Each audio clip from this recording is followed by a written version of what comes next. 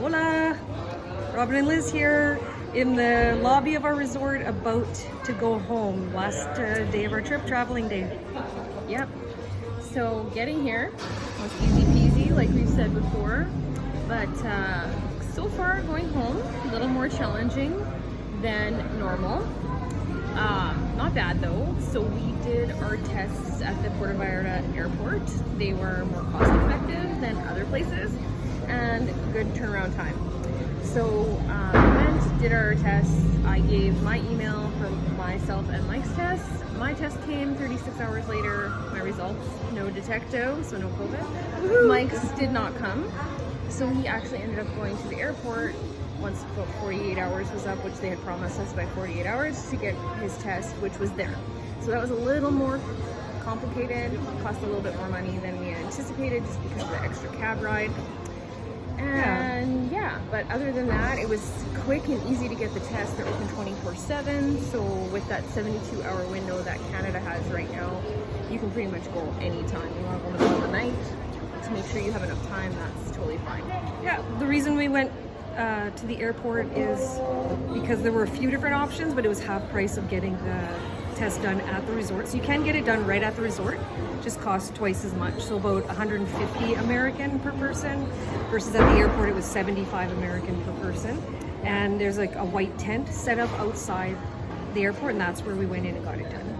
Yeah, we also heard about a lab here that does it, and that's really cheap, like 40 US, but I also researched a little bit and they said sometimes the results take longer than 72 hours. So my personal advice would be to not go there because you need to have that negative test to get on your flight to go back to Canada. Yeah, so at the airport they told us 24 to 48 hours. Aaron and I both got ours, same as Liz, in 36 hours. So that was perfect. We all got the no detecto, no COVID. So we can, Mike's negative too. Yeah. So we can all go home together, which is nice. They have that peace of mind.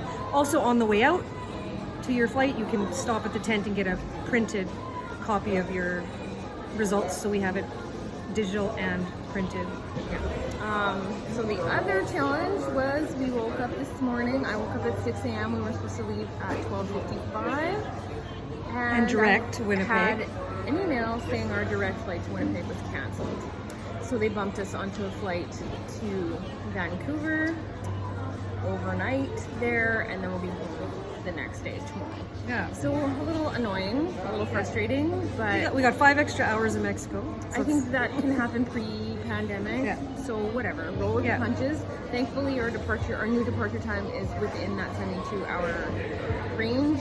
We Just have barely. We have a 2-hour window left. 70 so hours. Yeah. Fingers crossed. Yeah. So hopefully it's not delayed anymore. And yeah, so that's where we're at right now. Yeah. Just waiting for our shuttle to pick us up from the airport.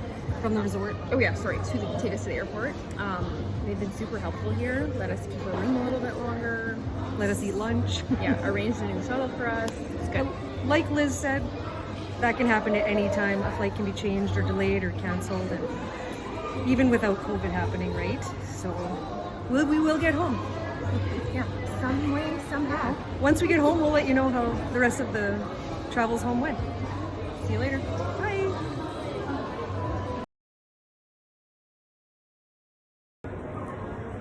Whoa, hello. We're back in Winnipeg. Just 25 hours of travel. a day later than expected. So if you're going to travel, be prepared to be flexible. Yeah, for sure. And be prepared to wait in very, very long lineups and have delays. Exactly.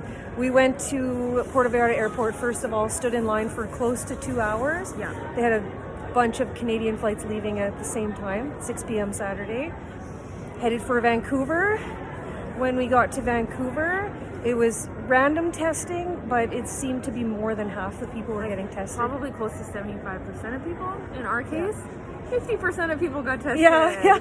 So Aaron and I were handed well, first of all, we had to do the customs declaration and all that on a computer screen, and then walk through a checkpoint, and the officer there handed Aaron and I a paper and said, you're good to go, you don't have to test, you don't have to quarantine. We got handed a paper that said, they're doing testing at the end. So we grabbed our luggage and we had to go out. We were sent to line A. People who were being tested were sent to line B. Then we went into a back area that's essentially a functioning lab, really. So we walked in, and then if you were pre-registered, which we didn't want to do because we didn't want to get tested. We didn't want to choose it. But if you were pre-registered, then you went to one line. If you weren't, you went to another line. You got registered. They give you a requisition for the test, and then you could either take at-home test or do the test there. So if you did the test at home, you do it at your house over a telecall, and then they come pick up the sample. We chose to do it, we were in Vancouver, so we chose to do it at the airport because it's done, it's taken right there, because you have to isolate till you get your results. So we were allowed to fly home. Now we go straight home and we have to isolate until we get our results via email, which they said can take 1 to 3 days. But with the amount of people that were being tested, we're bracing ourselves for 3 days. So, And Aaron and I don't have to isolate, even though we were allowed to keep traveling together. So we're not saying it makes sense. just do what they tell you to do. You go where they tell you to go. Yep. The test itself is a molecular test, but it was different than the ones, if you've ever been tested at the, testing sites in Manitoba. This one is not all the way up into the brain. It was cheek swab, both nostrils for about 10 to 15 seconds each. That was it. And then, it was busy. It was mayhem. People were frustrated.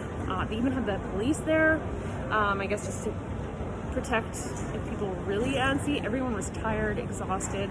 And I just said, you know what, do what I gotta do. I don't wanna get home and I don't wanna have any trouble. So I just was very polite to all the staff, the testers. I just asked them how their day was. They were very considerate. They were trying to be as quick and efficient as they could be. They told us that it was basically practice run. That's why it was up to 75% of people, because they are getting ready to do everybody in international arrival starting Tuesday. That's in 2 days. My opinion, getting to Mexico was easy peasy, no problem, felt like normal. Like we said in our other video, getting home, somewhat of a nightmare. Yep, quite a few challenges. But I mean, you gotta roll with the punches. One step at a time and knowing that you'll get home. And we still agree that it was totally worth getting 10 days in Mexico. I would definitely say I would reconsider booking like my trip if it was for a week. I probably wouldn't have gone for a week. 10 days made it a little more worthwhile. Yeah, especially if you have connecting flights on both ends. Flight changes last minute, like we said earlier in the video or in the last video. Our flight changed. We were supposed to leave at 12:55 p.m. Our flight changed at 1:15 a.m. So not a lot of notice to revamp your whole life. Yeah, things can change at any time. Regulations have changed back home while we were gone, right? So we just knew we would go with the flow and know that we would get back home, and one step at a time is what we've been telling ourselves. So now we're and waiting here we for are. our luggage. Hopefully, we're back in Winnipeg Airport, and then we're gonna hop in the car and go home, and I guess get back to real life. I'm gonna be at home waiting, doing laundry, maybe Christmas baking. I'll be back at the gym Monday morning. So I have my negative test from Mexico. So I did too, but double test. Yeah. You can watch the videos and see how you feel about traveling, and I hope they help someone make a decision, and I hope you enjoyed our advice and enjoyed seeing our faces. Take care.